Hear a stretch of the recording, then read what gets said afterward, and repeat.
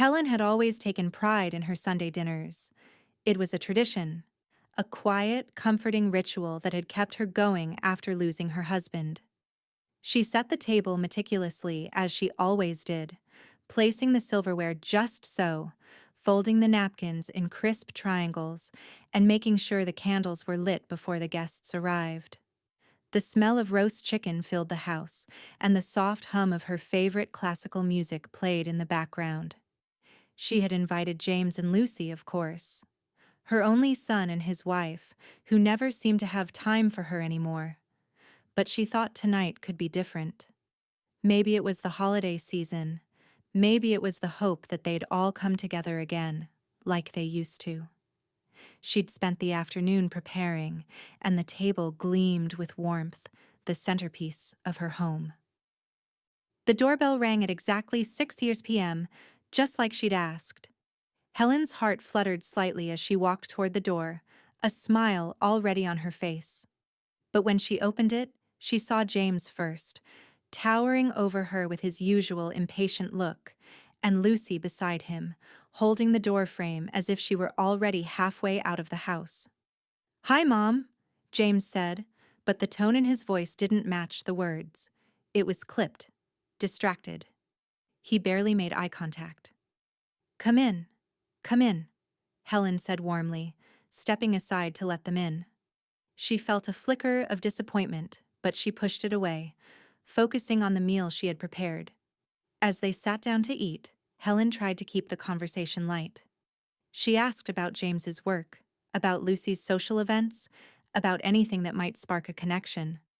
But Lucy barely responded, her eyes darting to her phone more than the people around the table. And James, well, James wasn't much better. It was always like this now.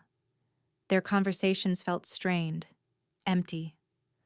The silence between bites grew heavier until, finally, James cleared his throat, as though to make an announcement. "So, Mom," he began, looking at her for the first time all evening, his voice cool, distant. "Lucy and I were talking, and we think it's time for you to move on. You know, stop clinging to the past. It's not good for you. You're just bitter. A bitter old hag, really." The words landed like a slap to her face, cold and hard. Her fork trembled in her hand. Helen froze, the shock of it hitting her like a physical blow. She had heard insults before, but this one came from her own son, the person she had sacrificed so much for.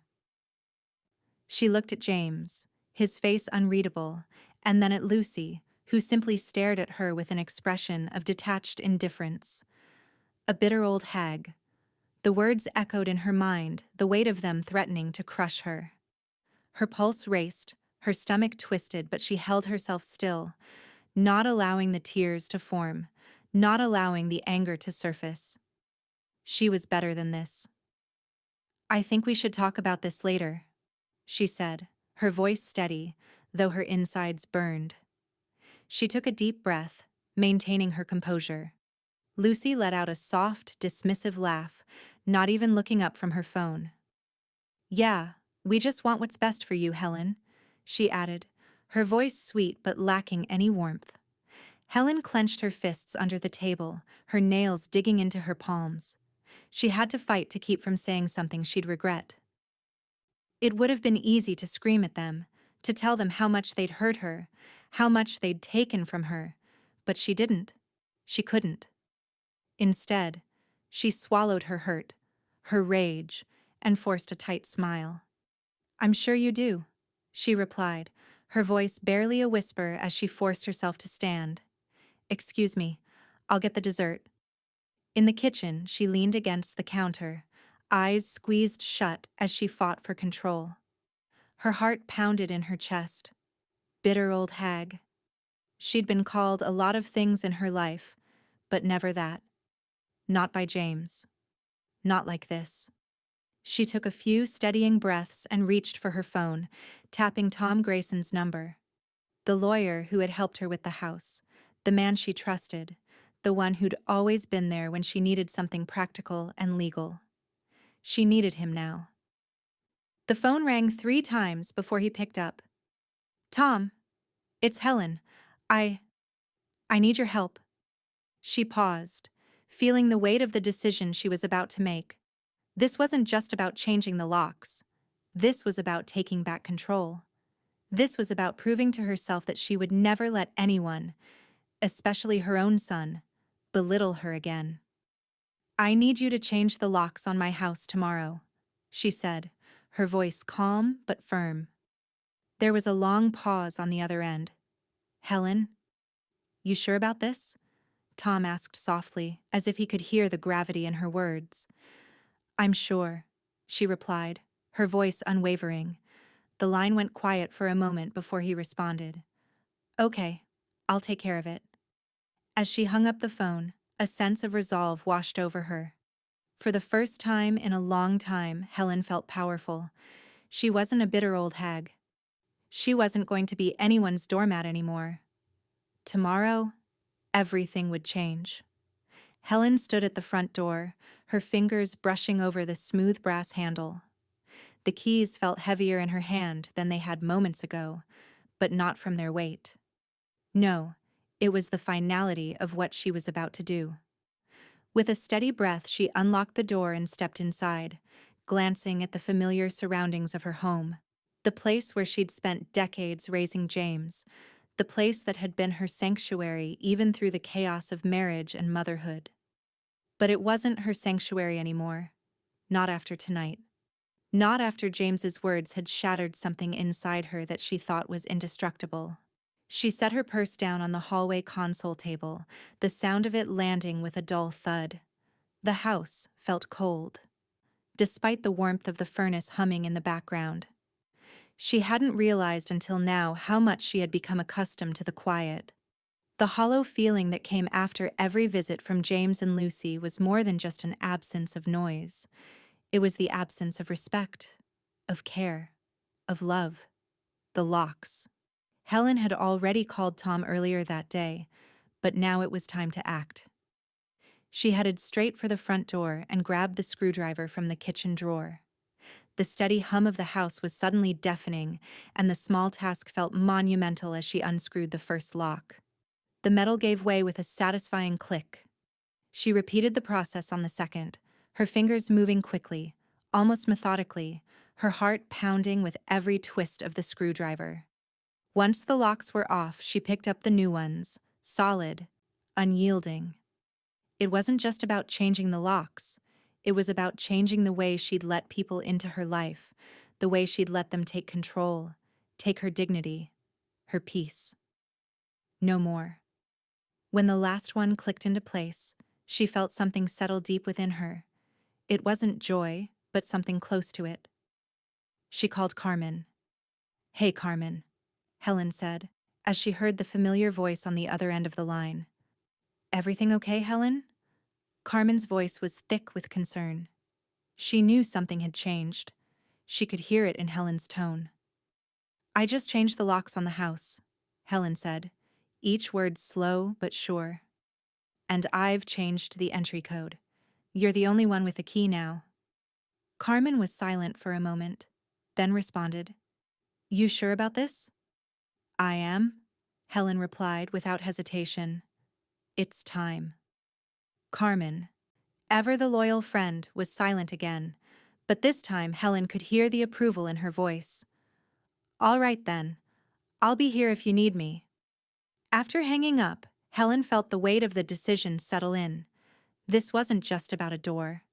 This was about reclaiming her life, her space, and the boundaries she'd long allowed to be crossed. The holidays were coming up. A time when family was supposed to gather. A time when old wounds could perhaps heal. But there would be no gathering this year. Not in her house. Not with James and Lucy. She pulled up her calendar, her finger hovering over the dates of upcoming family dinners, birthdays, and Christmas. She didn't need to attend another event where she would be belittled or dismissed. She didn't need to watch her son and his wife casually disregard her feelings. She deleted the dates, one by one, and with them, She deleted the expectation that her family could ever be what it once was. She stared at the empty space on her calendar for a moment, then stood up from the desk. The walls felt smaller now, as though they were closing in on her, but this wasn't suffocation. It was freedom. She moved through the house, slowly at first, like a visitor in her own home. She picked up a few stray objects, things left behind in the rush of yesterday. Her old life felt like a ghost, haunting the rooms she once knew so well. But no more. Helen began to clean, to arrange. She moved the furniture just slightly, just enough to remind herself that this space was hers, that she was in control. The living room was the first place she tackled. She put on some music, something soft, something that spoke to her need for solitude, and carefully rearranged the bookshelf, placing a few new pieces of art she'd picked up at the gallery the week before. They were simple pieces, but to Helen, they were a symbol. Her future. It was in these small, almost insignificant acts that she found herself again. She wasn't just cleaning her house, she was cleaning her life.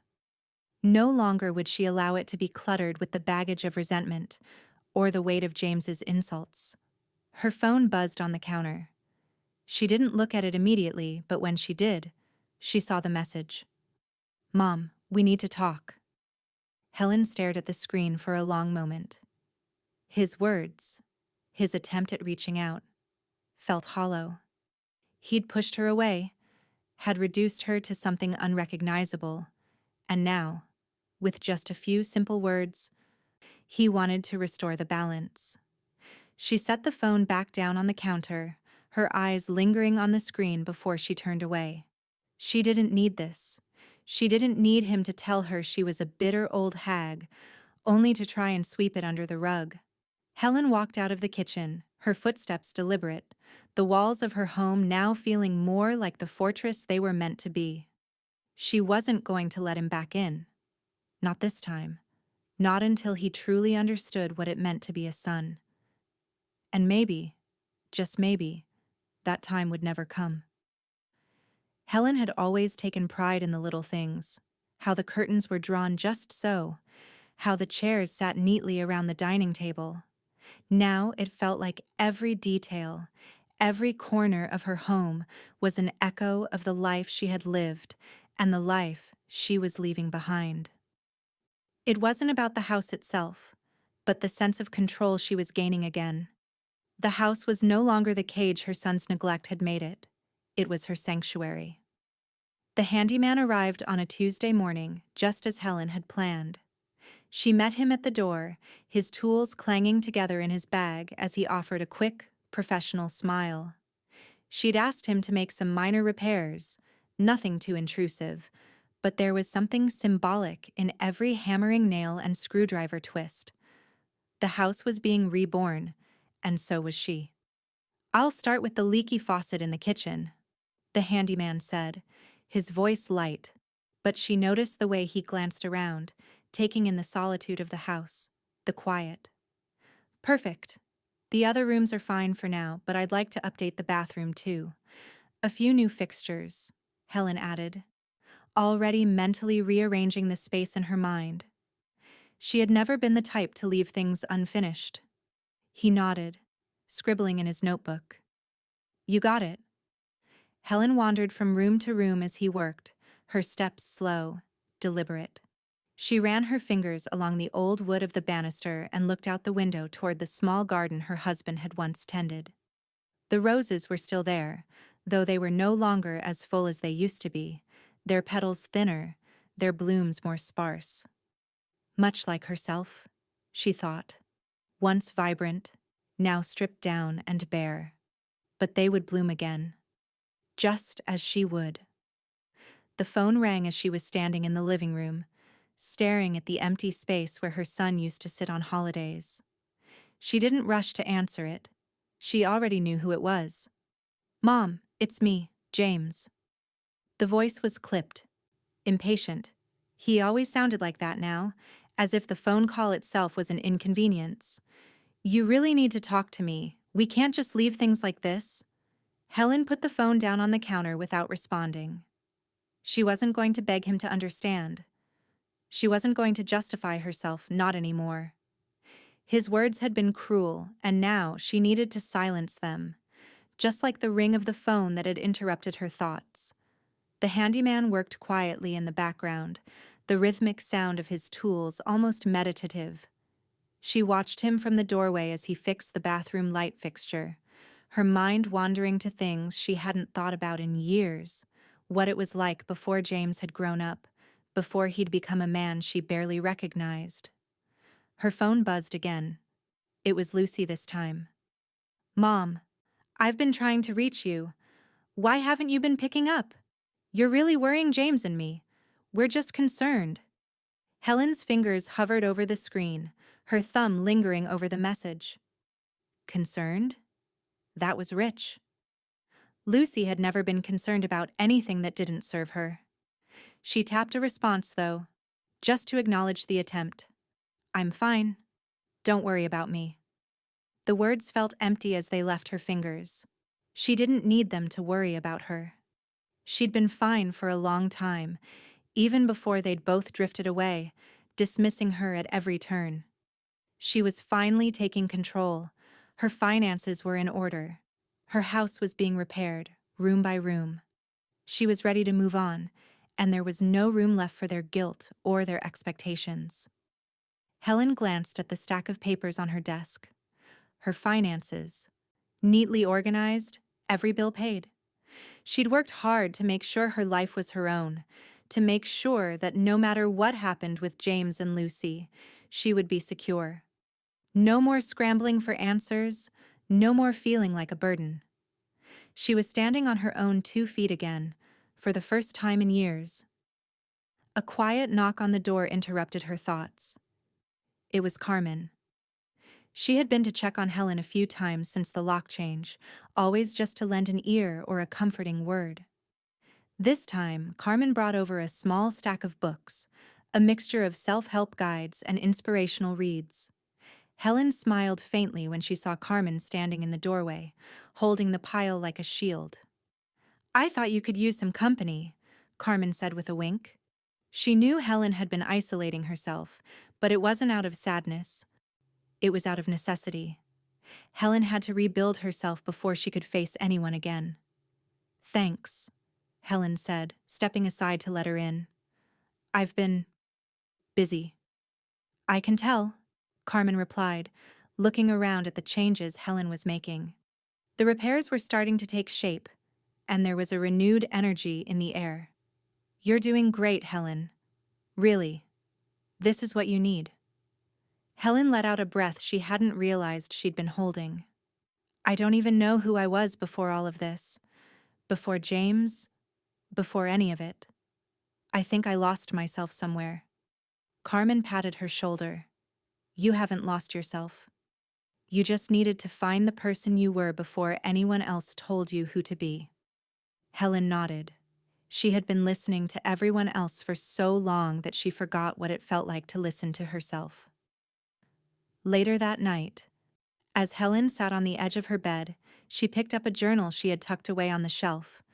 The pen felt foreign in her hand, but she wrote anyway, letting the words spill onto the paper.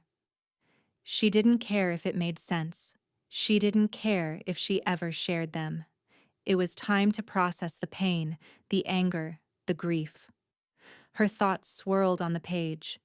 She wrote until her hand ached. Every feeling was poured into the ink, a release that left her feeling lighter, even though the weight of everything hadn't lifted. The house was quiet again, the only sound the soft rustling of the pages as Helen turned to the next. And in that silence, she could hear a new strength building, one that no one would be able to take from her. The room was quiet except for the soft murmur of voices and the occasional rustle of papers.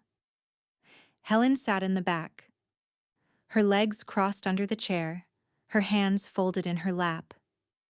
The grief support group was held every Thursday evening at the local church, a group of strangers with familiar faces, some of them older, some of them younger, all of them carrying their own weight of loss.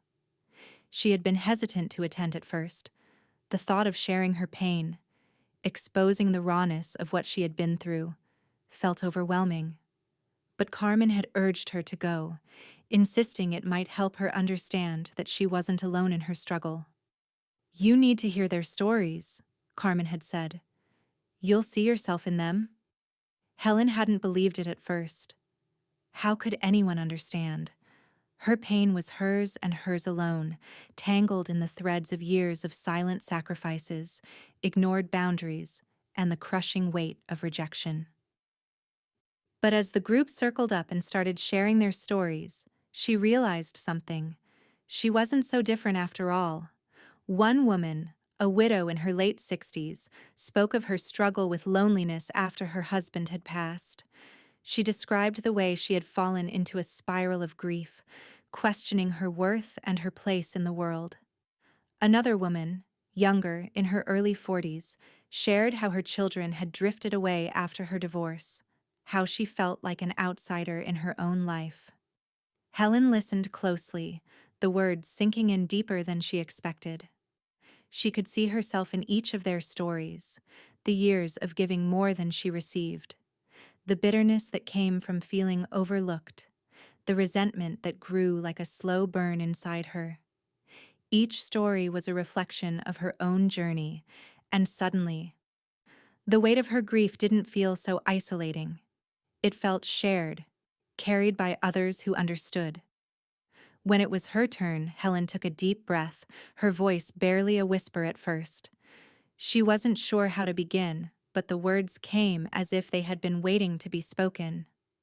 "I've been holding on to a lot of things," she began, her voice steadying with each word. "My son, he called me a bitter old hag, and I let that define me for so long.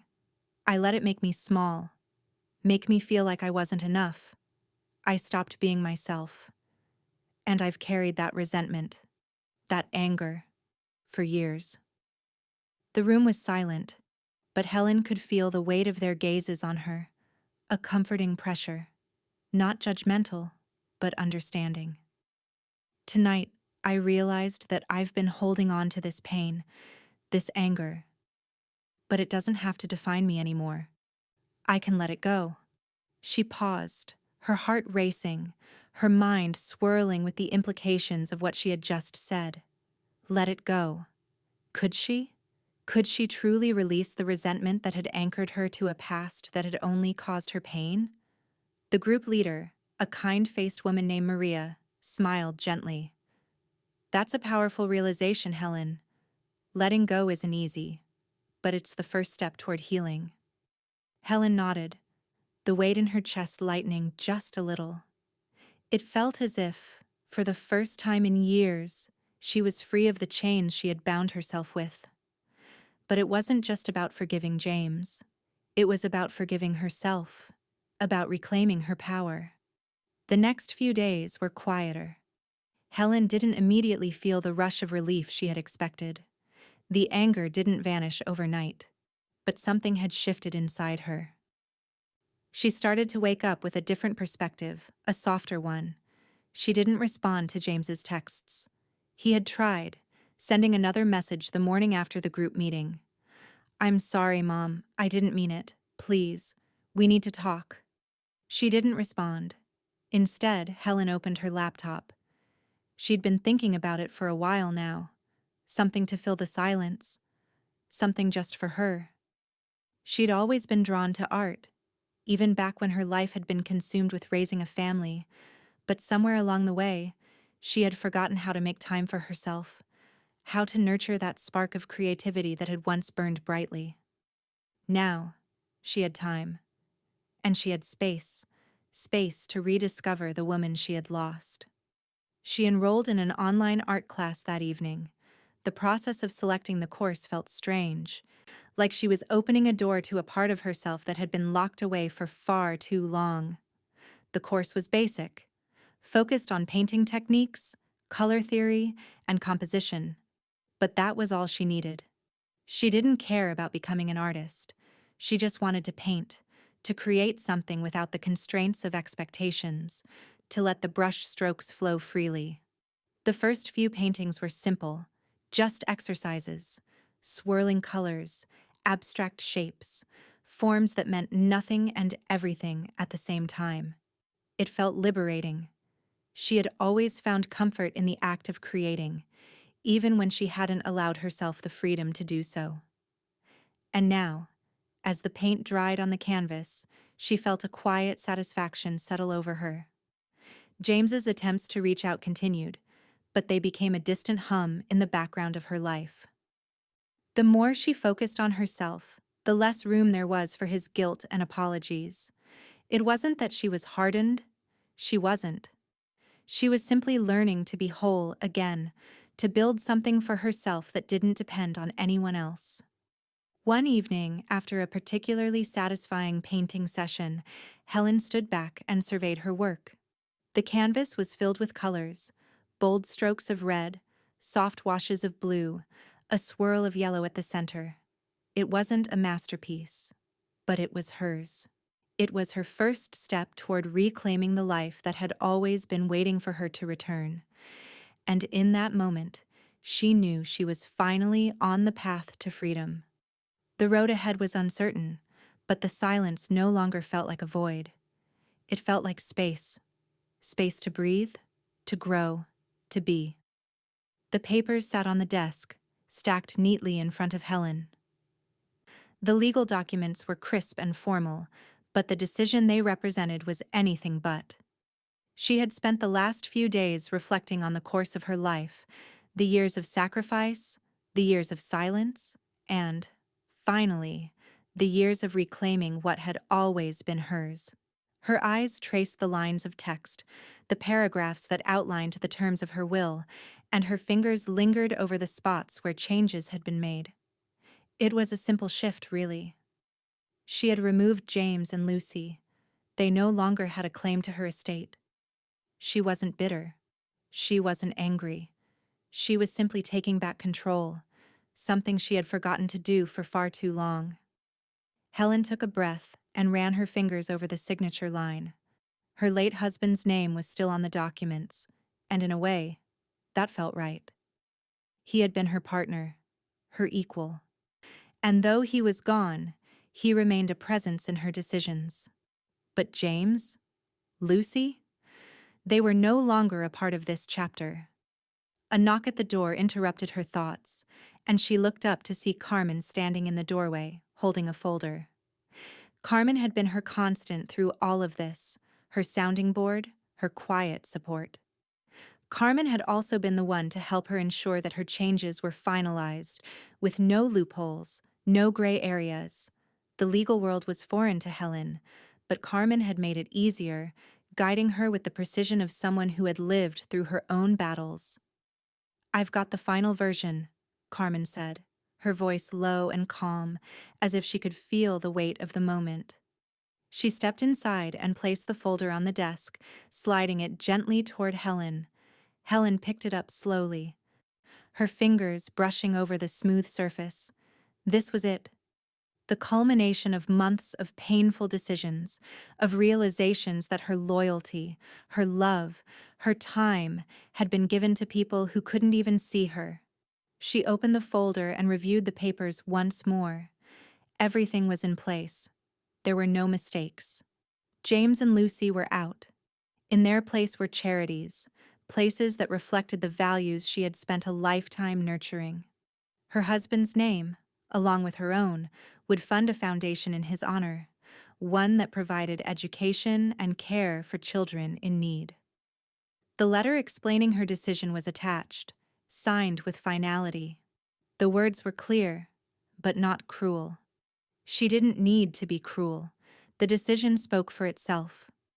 Helen closed the folder and slid it to the side. A sense of relief washed over her. But it wasn't the satisfaction of revenge. It was the deep, quiet peace that came from standing up for herself. After so many years of bending, of yielding, of believing that she had to take the back seat. As Helen stood to stretch her legs, a wave of memories hit her. The years she had spent bending over backwards for James, The way she had stood by him when he couldn't even give her a kind word. The hollow promises of family holidays that had always left her feeling empty.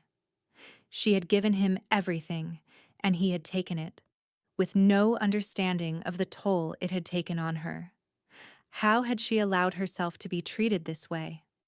She turned to the window, looking out at the small garden that her husband had cultivated, the roses just starting to bloom again. She thought of the sacrifices she had made for her family, the ways in which she had put their needs above her own. James had always been her greatest disappointment, but now she understood. She had raised him to expect everything without teaching him how to give. She had sacrificed too much for him, for Lucy, and now they had nothing left of her but resentment and indifference. And she wasn't going to apologize for it anymore. Carmen's voice broke her reverie. "It's done, Helen," she said softly but with certainty. "No one can take this from you." Helen nodded. The words felt like a weight had lifted off her chest, but it wasn't a burden that had been lifted. It was the last of the shackles she had placed on herself for so long. Helen took the envelope with the signed documents and slid it into a larger folder, locking it away in the drawer. She turned back to Carmen, who had been waiting patiently. "I never thought I'd get to this point," Helen said, her voice almost a whisper. "I never thought I'd have the courage to make these choices." Carmen smiled warmly. "You've always had it in you, Helen. You just needed to see it." There was a pause between them, and for a moment, the weight of everything, the choices, the pain, the years of feeling small, felt heavy again. But it wasn't suffocating anymore. It was just a quiet acknowledgement of what had been and what was now gone. Helen closed her eyes for a moment, letting the silence envelop her. Then, with a deep breath, she opened her eyes and looked around the room. The house had changed, not just in the repairs or the way it was organized, but in the way it felt. It was hers now, fully, and she was no longer its prisoner. Her phone buzzed on the counter, a message lighting up the screen. "James, we need to talk, Mom, please. Let's fix this." She looked at the message, then set the phone down, a finality in her movements. The door that had been cracked open for him was now closed, and she wasn't going to open it again. Not now. Not ever. With a steadying breath, Helen turned back to Carmen. "I'm ready to move forward. I'm done looking back." Carmen nodded, her smile wide and proud. "Then let's move forward." And for the first time in years, Helen felt the freedom of it. Helen stood in front of the large mirror in her bedroom, eyes tracing the reflection before her. The woman who looked back at her was different than the one she had known. There was a new strength in the set of her shoulders, a resolve in her eyes that hadn't been there before. The corners of her lips were turned upward, just slightly, in a way that felt foreign but not unwelcome. For the first time in a long time, she wasn't just surviving, she was living, and it felt like she was waking up from a long, painful dream. She'd always been the caretaker, the one who put everyone else first. But now, in this quiet space she had claimed as her own, she was finally learning to put herself at the center of her own story. The changes she had made, no longer answering James's calls, revising her will, and letting go of the toxic parts of her past, had all led her here. It was as if she had walked out of a fog and into the sunlight. Helen took a deep breath, a sense of excitement stirring within her. She had made a decision. It was time for something new, something just for her. Her phone buzzed from the nightstand, but she ignored it. The first few months of her new life had been filled with calls and messages from James, then from Lucy. Apologies, pleas for forgiveness, for reconciliation. But Helen had stopped reading them, stopped listening. She didn't need their closure. She was doing just fine without it. The buzzing grew louder, but it didn't bother her anymore. Her mind was set. She grabbed her suitcase, one she hadn't used in years, and began packing for a solo trip, a retreat. It wasn't to find answers, it was to find herself. Somewhere far from the life she had known, from the roles she had been forced to play for far too long. Somewhere that wasn't defined by the people who had never really seen her for who she was. She had found a small retreat center tucked away in the mountains of a city she had never visited. It promised solitude, self-reflection, and a safe space for people who needed to escape and rediscover what they had forgotten along the way. And that was exactly what Helen needed. The days leading up to her departure were filled with quiet excitement.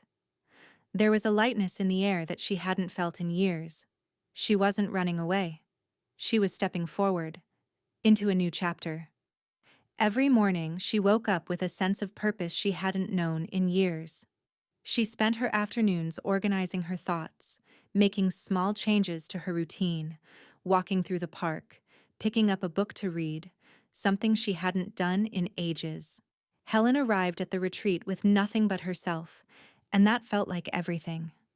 The place was serene, tucked away from the world, surrounded by trees and the quiet murmur of a distant river. For a moment, she thought about how strange it was to be completely alone, without anyone demanding anything from her. She checked into her room, a small, cozy space with a view of the mountains, and immediately felt the pull of relief. She unpacked her things slowly, savoring each quiet moment. The first few days at the retreat were filled with long walks through the trails, morning meditation, and journaling. At night, she would sit outside under the stars, letting the quiet settle into her bones. For the first time in forever, she felt connected to herself in a way that wasn't about anyone else. She wasn't Helen the mother, Helen the wife, Helen the dutiful daughter. She was just Helen. But her peace didn't last long. On the fourth day after returning from a hike, she found an envelope tucked under the door of her room. The handwriting was familiar, though she hadn't expected it. It was from Lucy. The letter was long, filled with apologies and promises to change. She asked for forgiveness, for understanding, for a chance to start over. The words were desperate, but they didn't tug at Helen's heart. They were simply words, a combination of sentences that tried to patch up the years of pain. Helen sat on the edge of the bed, the letter open in front of her, and she read every word carefully, but there was no rush, no desire to respond. Lucy's apology felt like a formality, an effort to tie up loose ends. She folded the letter, placed it on the bedside table, and let out a deep breath. There was no need for reconciliation. Not now. Not yet. She stood up and moved to the window, gazing out over the horizon. Her life was hers again. The choices she had made were hers, and that was enough. The phone buzzed again, this time more insistent. She glanced at the screen. It was James. The message was brief, but clear. "We need to talk, Mom. Please call me." Helen didn't hesitate. She slid the phone into the drawer, out of sight. No more calls. No more expectations. For the first time in a long time, she was exactly where she needed to be. It didn't matter what James or Lucy wanted. What mattered now was that she was free. As the sun began to set, Helen stepped outside, the mountain air cool against her skin. The sky was streaked with orange and purple, and for the first time in years, she felt like she was exactly where she was meant to be. And in that moment, she realized that there was nothing more to fix. The path ahead was hers to walk, and she was ready to take the next step, whatever it might bring. Helen walked into the crowded community hall, the hum of chatter and clinking glasses filling the air, but none of it seemed to touch her. She wasn't just here as a spectator, watching life unfold around her. No, she was here to be a part of it, and for the first time in a long while, that felt like a gift she was giving to herself. She had spent so many years tending to everyone else's needs, always standing on the sidelines of her own life, that being in the center of it now felt almost surreal. She had forgotten how much she had been missing. It was the annual neighborhood fundraiser, and though she had never attended one in the past, tonight felt different. The invite had come from an old friend, someone she hadn't seen in years. Someone who had once been a regular part of her life before everything had become consumed by family obligations. It was a casual gathering, and yet for Helen it was a giant step. An opening of doors she had kept closed for far too long. She caught sight of Anne, an old colleague from her teaching days, across the room. The woman's face lit up when she saw Helen, and she made her way over with a welcoming smile. Helen felt the tension in her chest ease as she embraced her. "I was hoping you'd come," Anne said, pulling back to give Helen a once-over. "You look fantastic. You look free." Helen smiled, the words filling her with warmth she hadn't realized she was craving. "I'm starting to feel that way," she said softly, not sure how to explain it. It wasn't just the clothes she wore or the way she held herself, it was deeper. It was the peace that came from making choices that were finally hers alone. Anne introduced her to a few other people, some new faces, some familiar from years past. Conversations flowed easily, and for once, Helen wasn't burdened by the weight of expectations. She wasn't Helen, the mother or the wife, or even the dutiful daughter. She was just Helen, a woman who had come into her own again. After the event, she decided to keep the momentum going.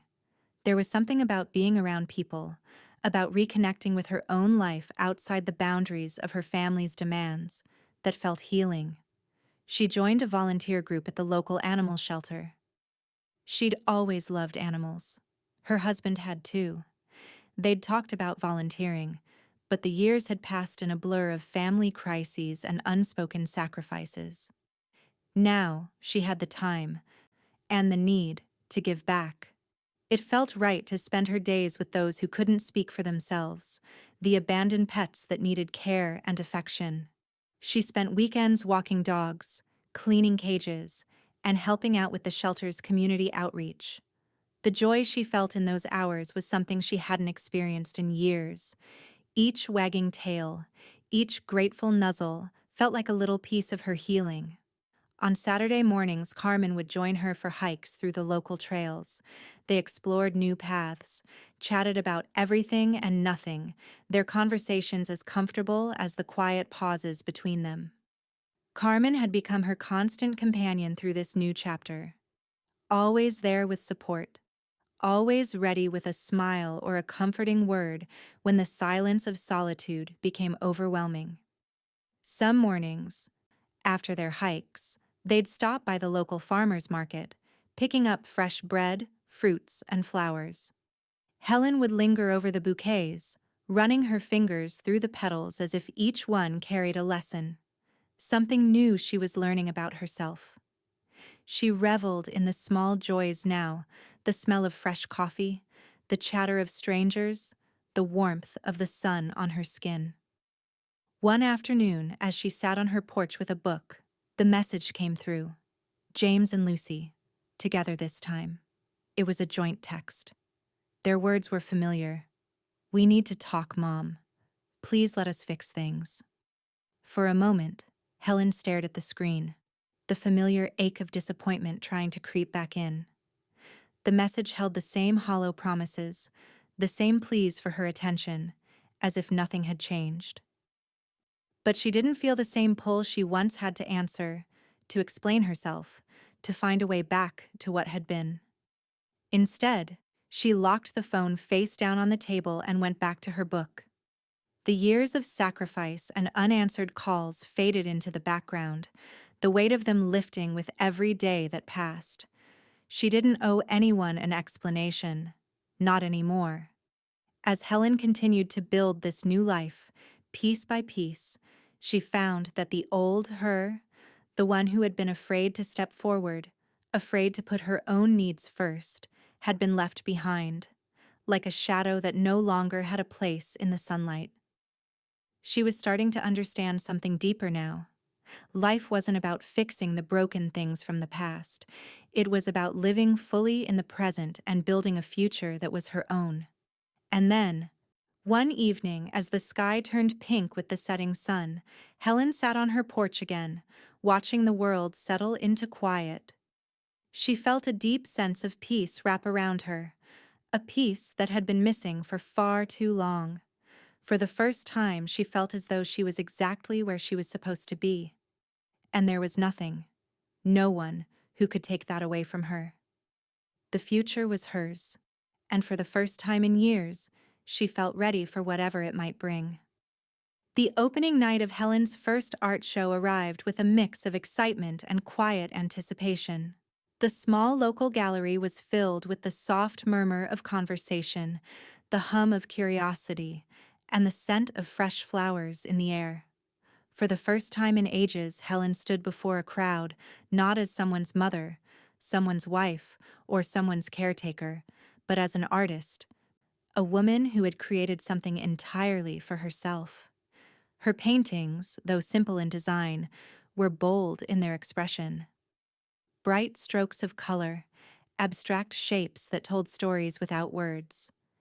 Each canvas a reflection of her inner journey, her pain, her healing, and her freedom. She had taken what was once a place of sorrow and turned it into something beautiful. Helen lingered by her display, smiling as people paused to take in the work. A few patrons had already approached her, complimenting her on the boldness of the colors, the raw emotion that seemed to pulse from each piece. It felt surreal. The woman who once felt invisible now stood at the center of something she had built from the ground up, and the weight of it was exhilarating. In the midst of this, she saw them, James and Lucy, standing together in the doorway of the gallery, scanning the room as if they were looking for a familiar face. Her heart sank. She hadn't expected them here, at least not this soon. But there they were, uninvited, as they always had been in her life, showing up at a moment that should have been hers alone. Helen's first instinct was to turn away, to retreat into the shadows of the gallery, but she forced herself to stand firm. This night was hers. The years of giving in, of being pushed aside, those were gone now. This was her moment. James caught her gaze across the room and offered a tentative smile, but she didn't return it. Instead, she remained exactly where she was, her back straight, her chin slightly lifted, her presence unshaken. Her eyes didn't waver from the crowd, not once, not even when she heard their soft footsteps approach. She didn't need to acknowledge them directly. She didn't need to engage. "I wasn't expecting them," Carmen said softly beside her, her presence a quiet anchor, the one constant in Helen's new life. She could feel Carmen's supportive gaze, but Helen didn't look at her. She didn't need to. "They'll leave soon enough," Helen replied, her voice steady, her focus on the people who were truly here for her. For the next hour, James and Lucy hovered in the background, awkwardly drifting from painting to painting, their presence a shadow that Helen chose to ignore. She felt no rush to speak to them, to justify her actions, or to explain the years of silence and distance. They had been absent for too long, and the woman standing before them now, this woman who had taken back her life, didn't owe them anything. It wasn't until the event began to wind down that James made his move. He approached her from behind, clearing his throat as if trying to get her attention without being too obvious. "Mom," he said, his voice low, his posture stiff. "Can we talk? Just for a minute?" Helen remained still, her gaze still fixed on the crowd. She wasn't ready to indulge his sudden need for a conversation. Not now. Not like this. She knew exactly what he was doing, trying to worm his way back in, trying to reclaim the place he thought was still his, as if nothing had changed. "James," Helen said calmly, without turning to face him, "you've had plenty of chances to talk. I don't need to hear it anymore." His silence was brief, but the tension was palpable. He opened his mouth to respond, but she cut him off before he could speak. You don't get to come back into my life just because you're uncomfortable with the way things are now. I've moved on. You need to do the same. Lucy, who had been standing quietly beside James, shifted uncomfortably. She made a half-hearted attempt to offer an apology, but Helen couldn't bring herself to look at her. She didn't need to hear empty words, words that were only being spoken because the consequences of their past actions were now weighing on them. James opened his mouth again, but before he could get another word out, Carmen stepped forward. Her presence was a quiet, solid force, unshaken, unyielding, just like Helen. Carmen's voice was soft, but firm. This isn't the time, James. This isn't the place. Helen didn't need to say another word. She could feel Carmen's support as if it were a shield around her, steady and strong. James and Lucy exchanged a glance, their faces tight with frustration, but neither pushed further. They turned and left, their footsteps receding into the background as if they were finally being put back in the past where they belonged. Helen's heart didn't race. It didn't pound with anger or regret. It simply settled. She wasn't rattled. She wasn't sad. She was free. As the night continued, Helen allowed herself to finally breathe. People came up to congratulate her, to ask about the meaning behind the paintings, to offer their support. But for the first time, it wasn't the approval of others that felt important. It was the quiet sense of pride she held in her chest for herself. She had stood her ground, she had faced them, and she had let them go. Later that evening, as the gallery lights dimmed and the last of the guests filed out, a small envelope was placed into Helen's hand. It was from an old friend, someone who had seen the transformation. Your strength is inspiring, the note read. I heard about your show and had to come. You've become the woman you were always meant to be. Helen held the note in her hands for a long moment, feeling the words settle deep within her. The future was hers. And now, she was finally ready to embrace it fully. The past was no longer a burden. It was a stepping stone. And the woman she had become was more than enough. The house stood in front of her, as it always had, but it felt different now. The years of memories, good, bad, and everything in between, seemed to weigh the air down, thick with the lives it had witnessed. The old oak tree in the front yard was still there, its branches stretching upward. A silent witness to a life Helen had built, and then watched slip through her fingers. Helen walked up the familiar path, the creaking of the porch floorboards under her feet echoing in the stillness. The house had been her home for over 40 years, a place where she had raised James, where she and her late husband had shared laughter and tears, the place where they had made their family. Yet now, as she stood on the threshold, the memories felt like a shackle, one she was finally ready to break free from. She opened the front door, the hinges squealing slightly, and stepped inside. The scent of old wood and dust filled her lungs, and for a brief moment she was flooded with nostalgia. The living room was just as it had always been, the faded armchair where she used to sit and read, the fireplace mantel adorned with photos of a life once full of love and promise. Each corner seemed to whisper stories of her past, the days when she was a young mother, the years of waiting for James to grow into a man she no longer recognized, the moments she had spent cleaning, cooking, and caring for the house while quietly sacrificing her own dreams. Helen wandered through the rooms, her fingers lightly brushing the walls, as if the house could still feel her touch. She paused in the kitchen, staring at the old table where they had eaten countless meals together. It had been the heart of their home, a symbol of family, of connection. But now it felt like an anchor, holding her to a past that no longer served her. The realization hit her like a tidal wave. The house wasn't a sanctuary anymore. It was a relic of the woman she used to be, the woman who had given everything to others and forgotten to ask what she needed in return. With a heavy sigh, Helen made her way to the small study at the back of the house. She sat down at her husband's old desk, where he had spent countless hours working. Her fingers ran over the worn surface, the same wood she had often rubbed for comfort during her darker days. She could almost hear his voice in the stillness of the room. "This house will always be home, Helen," he had said, his words a promise she had held on to for so long. But the promise had been broken long ago. She had been holding on to something that no longer existed, clinging to a past that had become nothing more than a memory.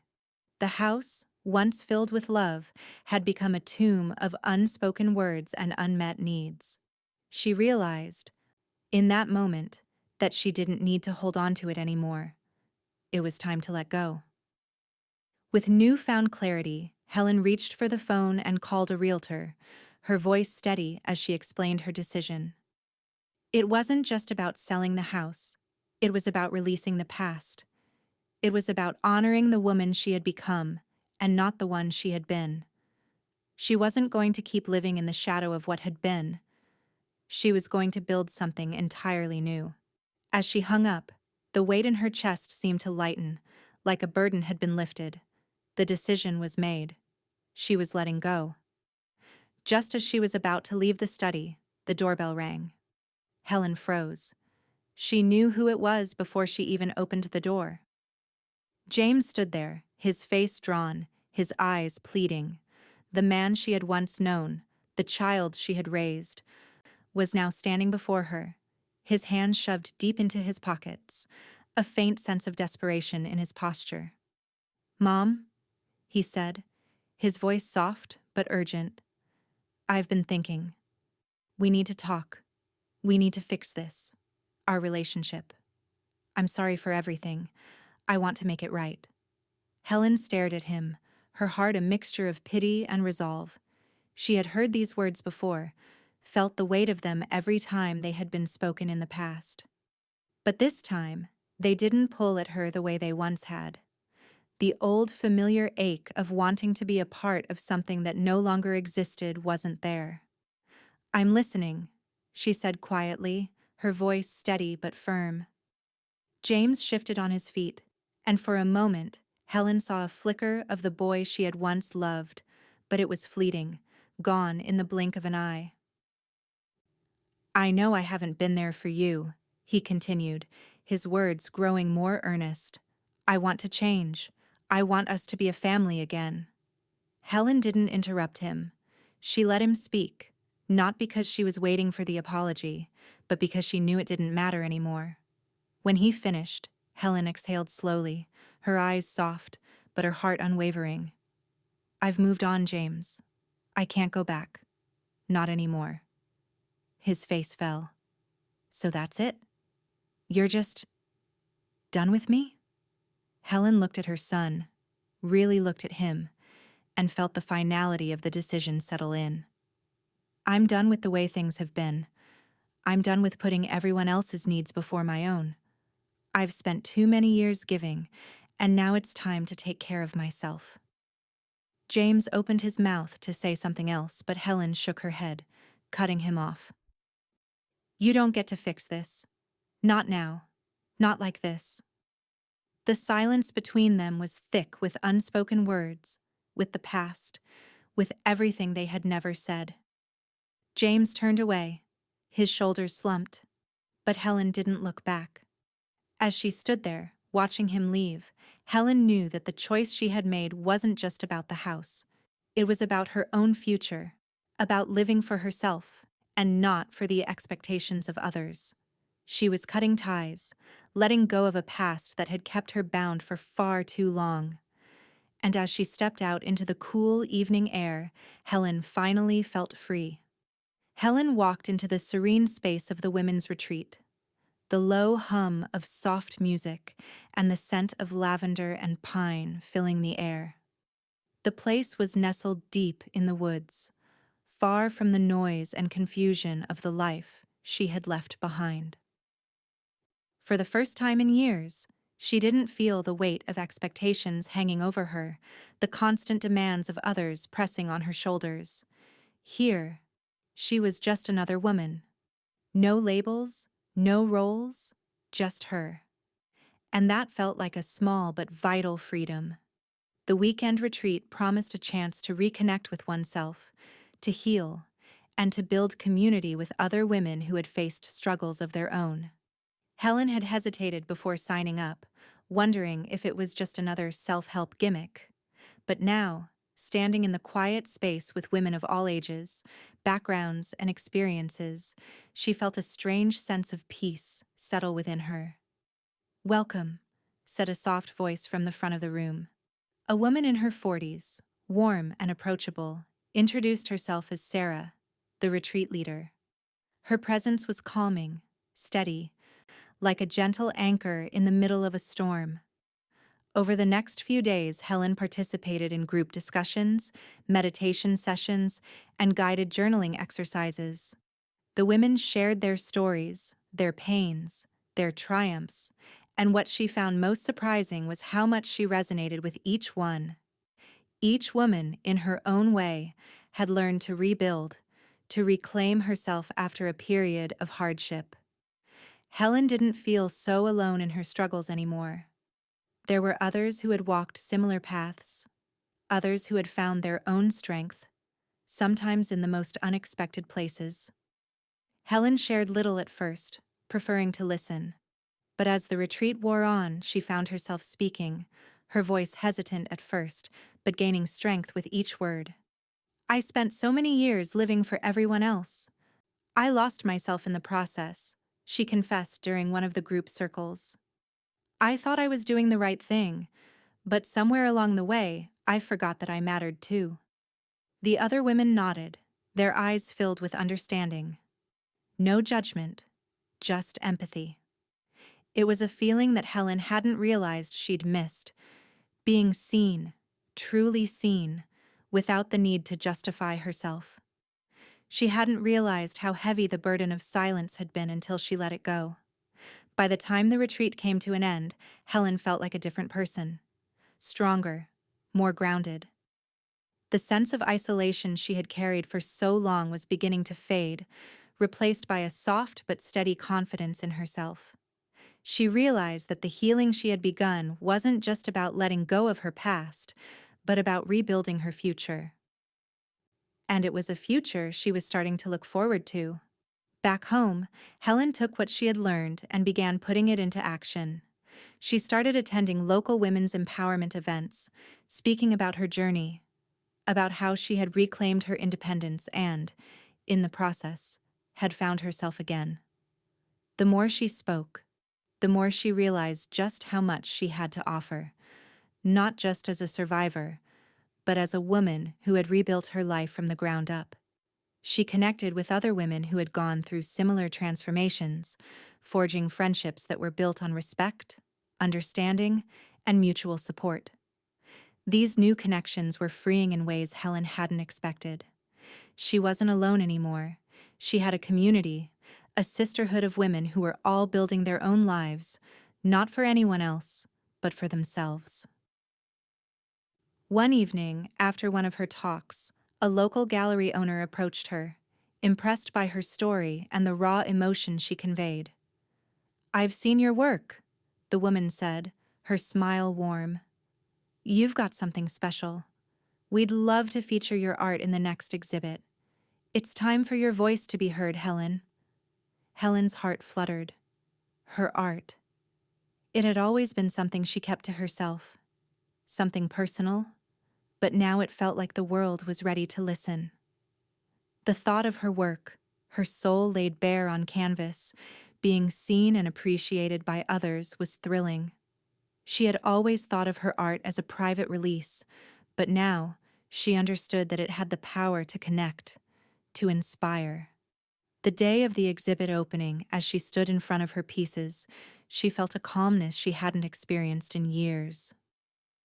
It wasn't the nervous energy she would have felt in the past, standing in front of her creations. No, this was different. This was pride. Not for validation, but for herself. Her art was no longer just a reflection of her pain. It was a testament to her strength, The colors on the canvases spoke of growth, of renewal, of the quiet defiance that had grown in the spaces where she once felt silenced. Her journey wasn't just a series of unfortunate events. It was a beautiful, messy, and triumphant story. Later that evening, as the gallery lights dimmed and the last guests filed out, a small envelope was placed in her hand. The handwriting was familiar. It was from James. "Mom, I've been thinking about everything. I realize now how much I hurt you. I'm sorry. I need you to know that I love you and that I want to fix this, no matter what it takes." Helen stared at the letter, her fingers lingering over the edges.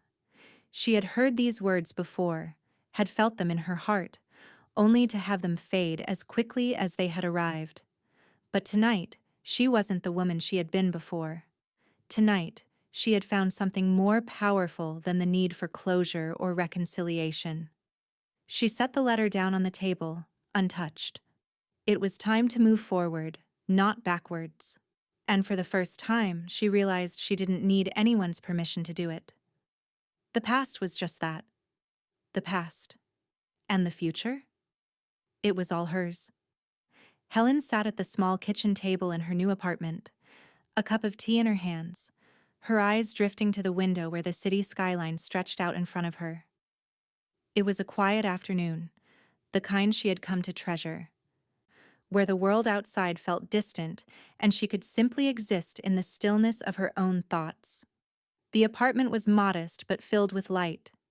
There were no memories here, nothing tying her to a past she no longer wanted to carry.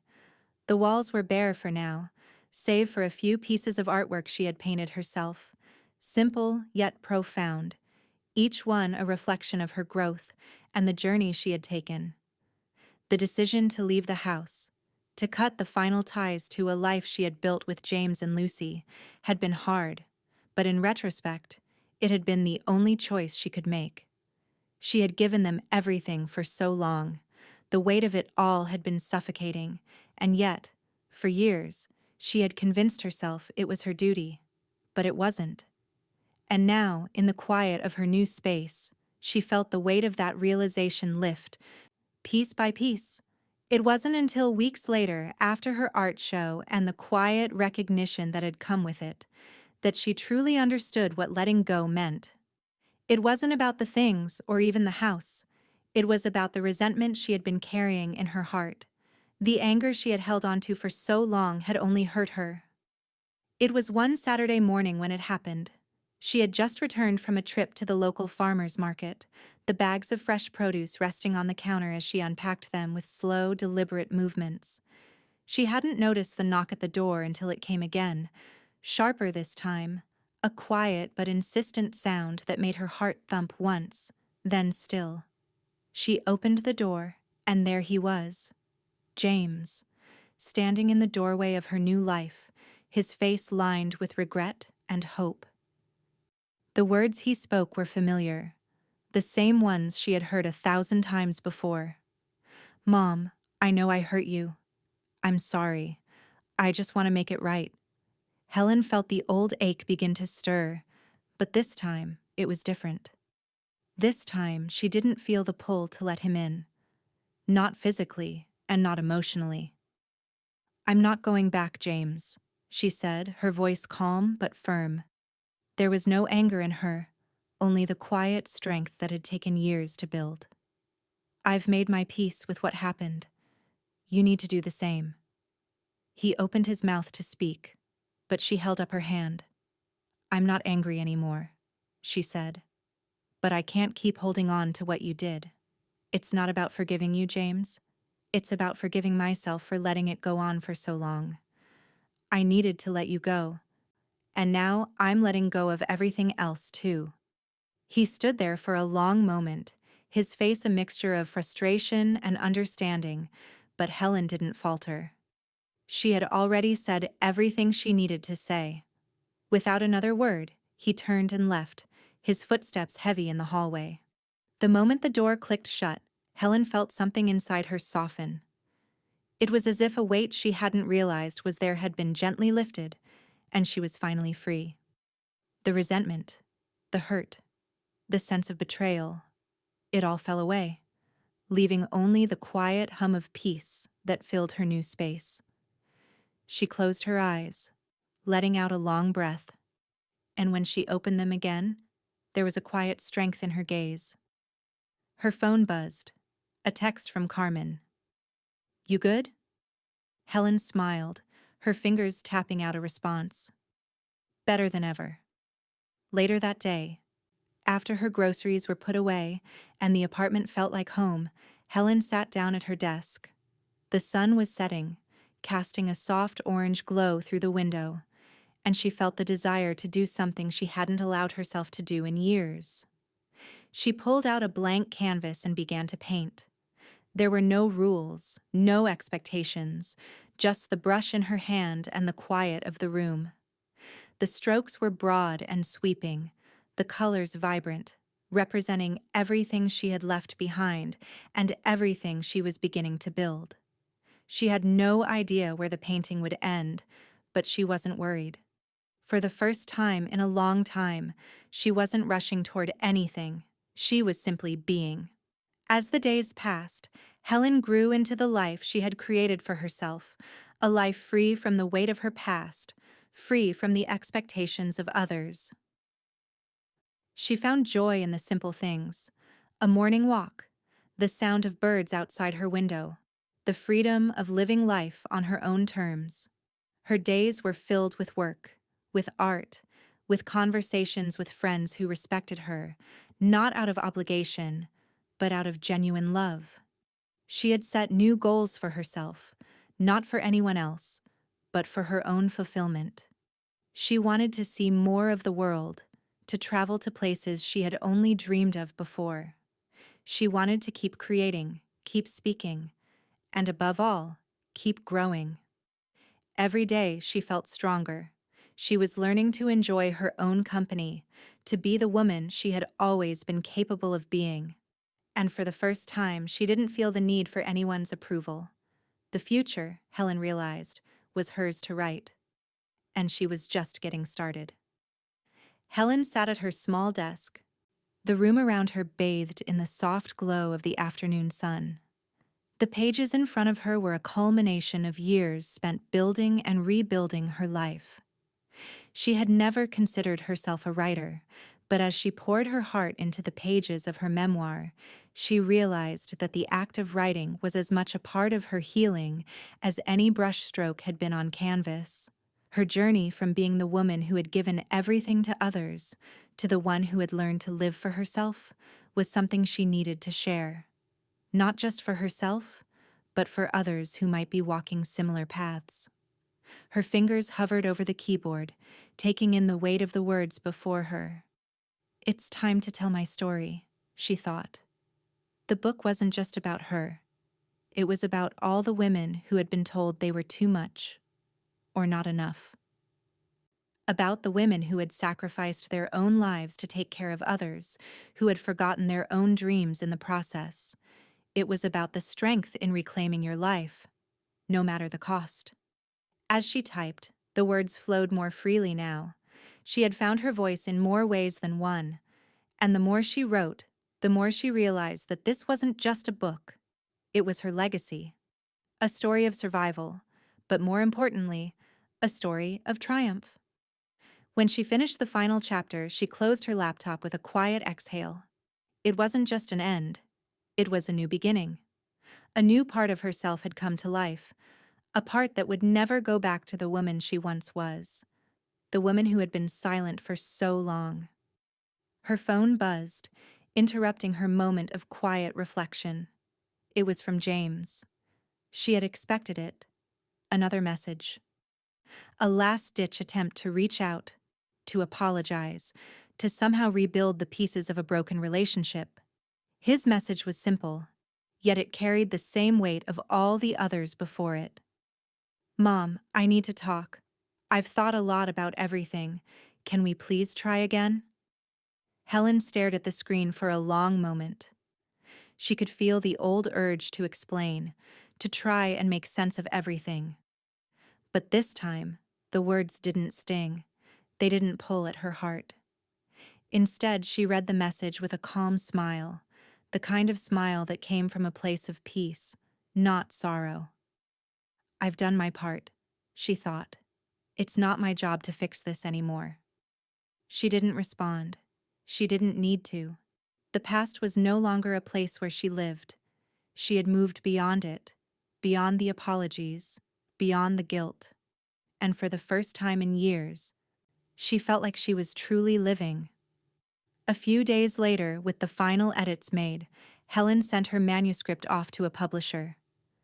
The relief was immediate, like releasing something heavy from her chest. It wasn't just the book.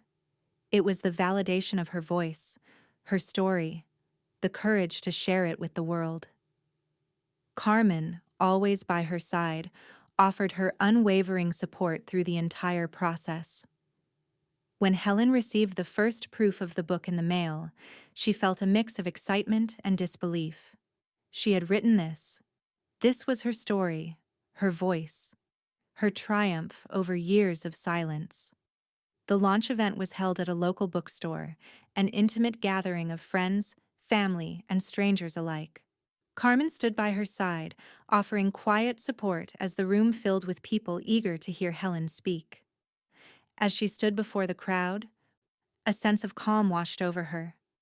The years of self-doubt, the years of feeling unseen, felt like distant memories now. This moment was hers, and it was as real as the life she had built. Helen spoke about her journey, how she had reclaimed her life, how the act of writing had allowed her to rediscover herself. She spoke of forgiveness, not as a gift to others, but as a gift to herself. When she finished, there was a silence in the room, the kind that comes from the rawness of a shared truth. And then the applause came, slow at first, but building into something stronger, something that felt like acknowledgement, like solidarity. The book became a hit in their community. It wasn't just a memoir, it was a movement.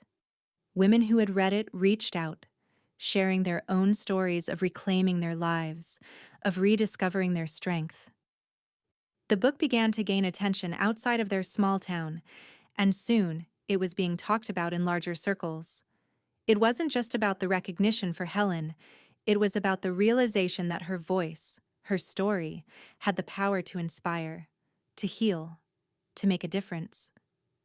As the book gained national attention, invitations to speak came in, and Helen began traveling, sharing her message with audiences who had never known her before, but who resonated with her message of self-empowerment and reclaiming one's life.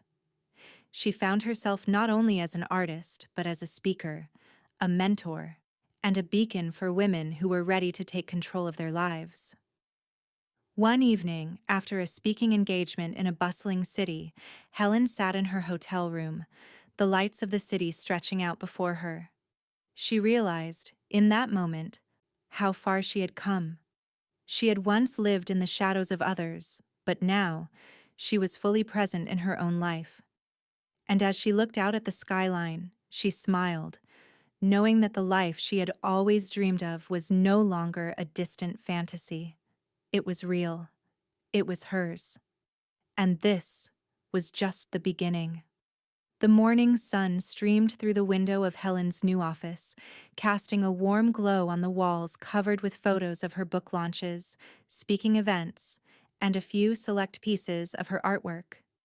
It was a corner of her apartment now dedicated to everything she had become: an artist, a speaker, a mentor, but most of all, someone who had learned to use her story not just to heal herself, but to help others heal too.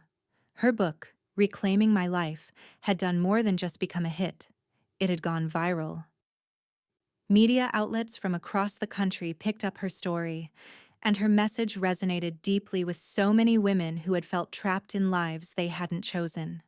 Her voice, once silenced by years of self-doubt, now echoed across platforms, amplifying the stories of others who had lived through pain and come out stronger on the other side. Helen stared at her phone as the latest notification pinged. It was from a popular national talk show, inviting her for an interview. The message felt surreal. She had once been the woman who would have never dreamed of such attention.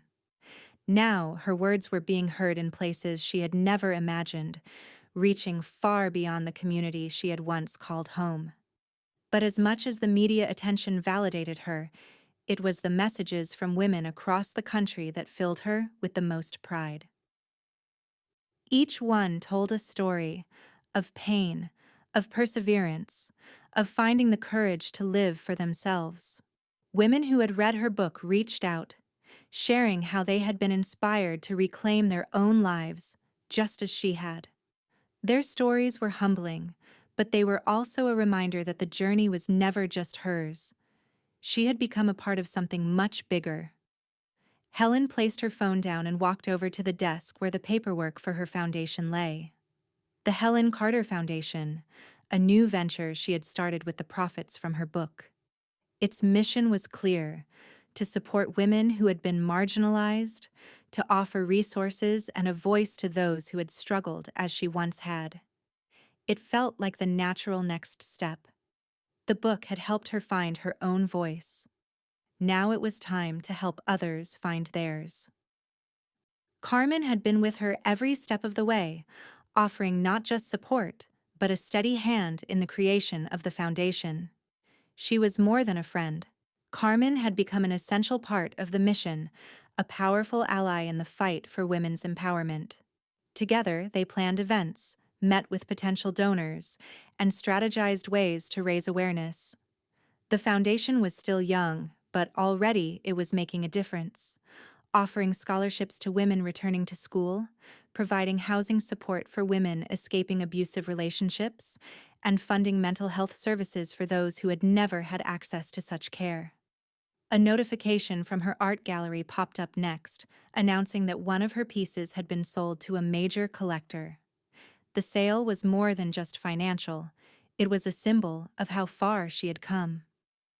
Art, once an act of private release, was now a way to support her mission and give back to the community.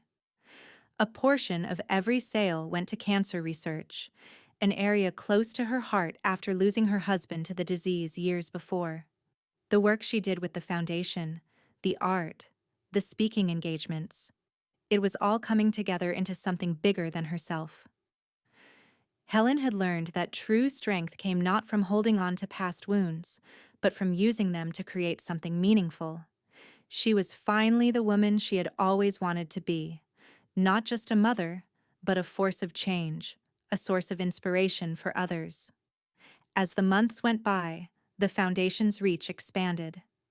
Helen received invitations to speak at conferences, to offer advice to younger women just starting their own journeys. She'd always believed that the measure of a life was in the lives you touched, and now, as she stood on stages and told her story, she realized just how far her words had traveled. It wasn't about being seen, it was about seeing others and giving them the strength to see themselves. But in the midst of all the success, one message from James continued to linger in the back of her mind. Another text, another attempt to reach out. "Mom, I don't expect forgiveness, but I've changed. I just want to know if there's any chance for us." Helen stared at the words, the familiar sting of their history rising in her chest. But this time, there was no rush of anger, no ache in her heart, just a quiet understanding. "I've moved on," she thought, "and that's where it stays." She set the phone down and stood, looking out the window at the city skyline. The past had shaped her, but it would no longer define her. Helen had created her own legacy, a legacy of strength, of healing, and of empowering others to reclaim their lives. And as she glanced at the framed photo on the wall, a picture from her first book launch, she smiled. She had done it. She had built something that was truly hers. And it was just the beginning. But the world was watching now, waiting to see what she would do next. Helen was ready for whatever came. Helen sat on the edge of her couch, her favorite blanket draped over her lap, a mug of tea warming her hands. The evening was quiet, peaceful in a way that was new to her. The lights of the city outside her window twinkled, but inside, there was a stillness that felt more profound than she had ever imagined. This was her life now. Solitude, yes, but not loneliness. She had found her space, her peace, and she had learned how to live in it without the need for validation from anyone. She thought back to the day James had called her a bitter old hag, and how that one word had broken her in ways she hadn't even realized at the time. She could still remember the sting of the insult, how it had lingered in her chest like a heavy stone. But now, months later, that weight felt as distant as a dream. She had learned that the people who love you don't call you names like that. And those who do, well, they weren't the ones who would get to define your worth. Her journey had not been easy. She had spent so many years giving, sacrificing, bending herself into shapes to accommodate the people in her life. But now, in this quiet room, in this cozy home she had built for herself, she felt free from the chains of her past. No more trying to please people who didn't value her. No more holding on to anger and resentment. She smiled softly, reflecting on how far she had come. The woman who once cowered under the weight of her family's expectations now stood tall, not because of anything they had done or not done, but because of what she had done for herself. She had learned to stand on her own, to make decisions that weren't about appeasing others but about fulfilling her own needs. Her phone buzzed, breaking the silence. It was Carmen, as always, checking in. They'd been talking about taking a trip for months, a celebration of all Helen had accomplished. Helen smiled as she answered the call. "Hey, Carmen," she said, her voice light, warm. "Hey, you," Carmen replied, her voice teasing. "I'm thinking we book that vacation. Maybe take a week to relax. Celebrate everything you've achieved." Helen felt a warm rush of affection for her friend. "Sounds perfect. I think I'm due for a little getaway." "Too right," Carmen agreed. "You deserve it. You've come so far, Helen. I'm so proud of you." "I'm proud of me, too," Helen said, the words slipping out before she could stop them. She hadn't realized just how true they were until now. Carmen laughed softly. "You've earned it, my friend." Helen paused, glancing around the room. Everything in her home had been carefully chosen, every piece a reflection of who she had become. She had built this life piece by piece, and now, sitting in the calm of her new space, she could see it all clearly. "I think I've finally figured it out, Carmen," she said, her voice quieter now. "I've found peace. With everything. With James and Lucy, with the choices I've made, with myself. I don't even feel that old pain anymore. It's just gone." "I know it's been a long road," Carmen said. "But you did it. You let it all go." "I did," Helen murmured. "And I've never felt better." The line went quiet for a moment, the kind of comfortable silence that only longtime friends share. Helen could hear the soft hum of the city outside and the sound of her own breath in the stillness of her apartment.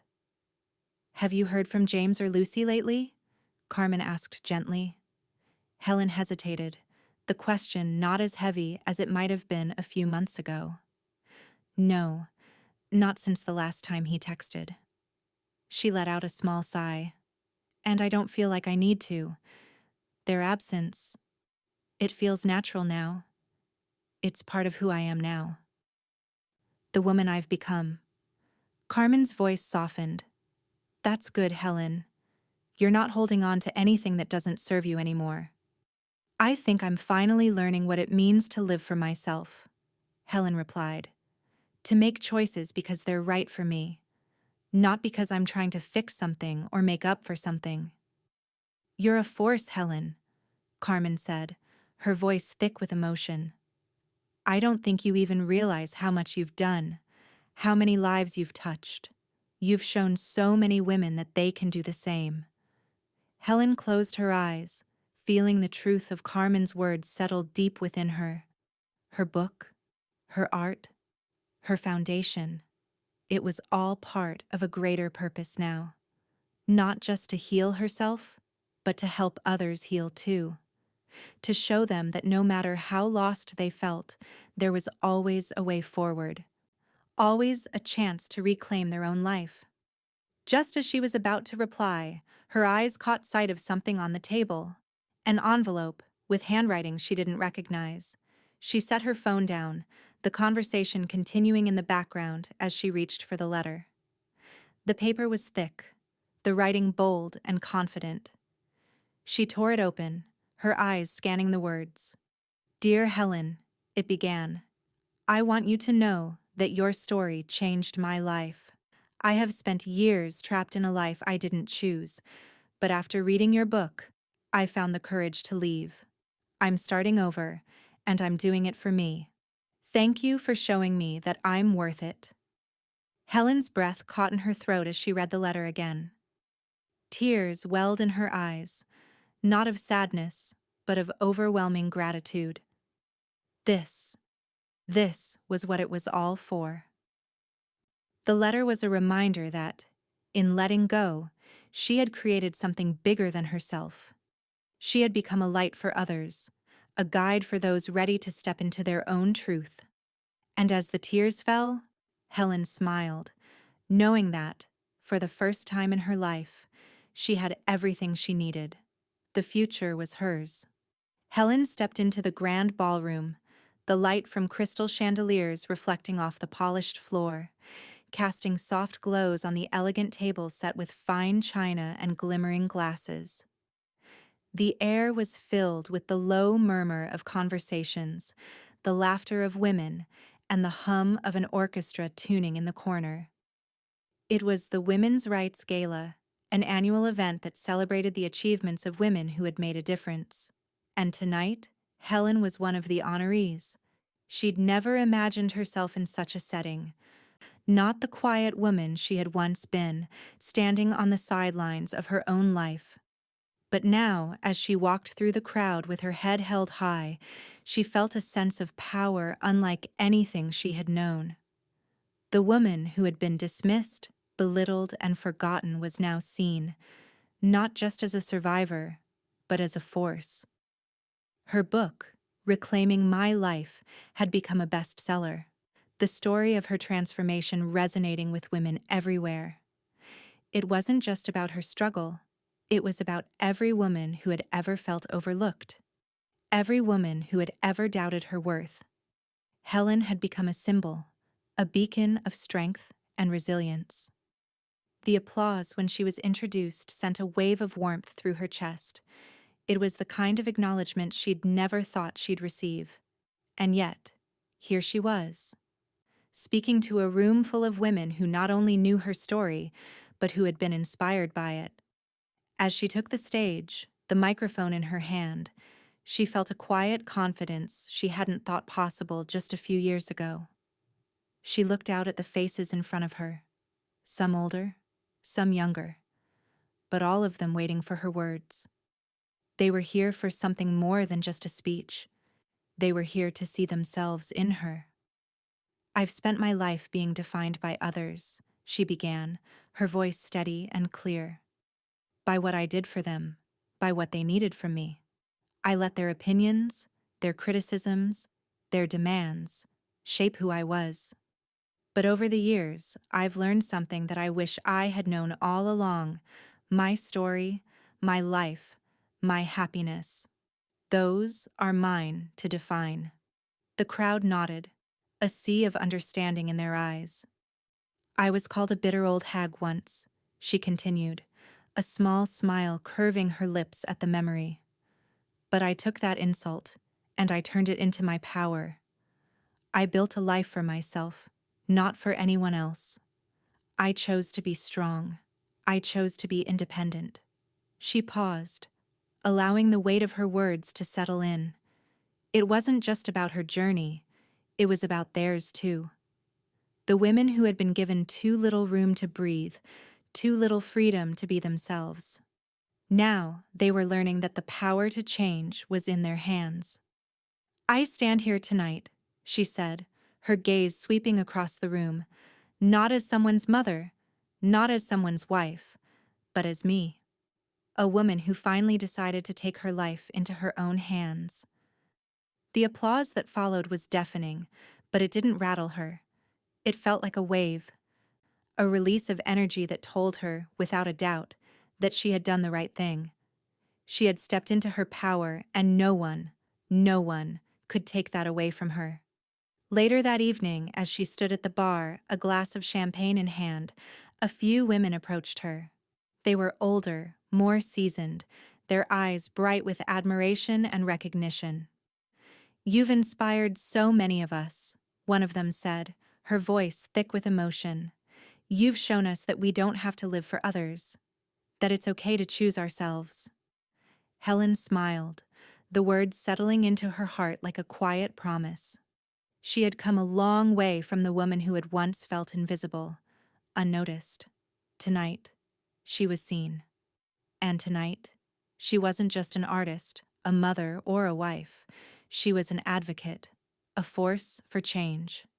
As the night wore on, Helen received message after message from women she didn't know, women who had read her book, who had been changed by her story. They shared their journeys, their pain, their healing.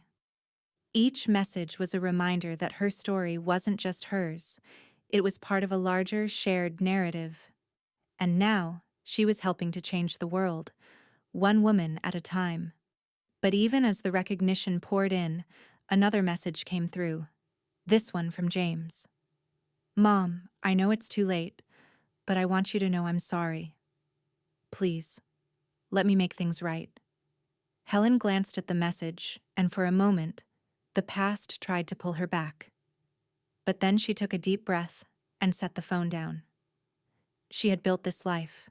She had fought for it, and it was hers. With a calm smile, she turned back to the conversation around her. The future was hers to shape, and she was no longer burdened by the past. Her legacy wasn't defined by James or Lucy. It was defined by the lives she touched, the strength she had found within herself, and the woman she had become. "They thought I was a bitter old hag," Helen whispered to herself, her eyes gleaming with quiet resolve. "But I turned it into my power. And now, no one can take that away from me." And as the night drew to a close, Helen realized that she was just getting started.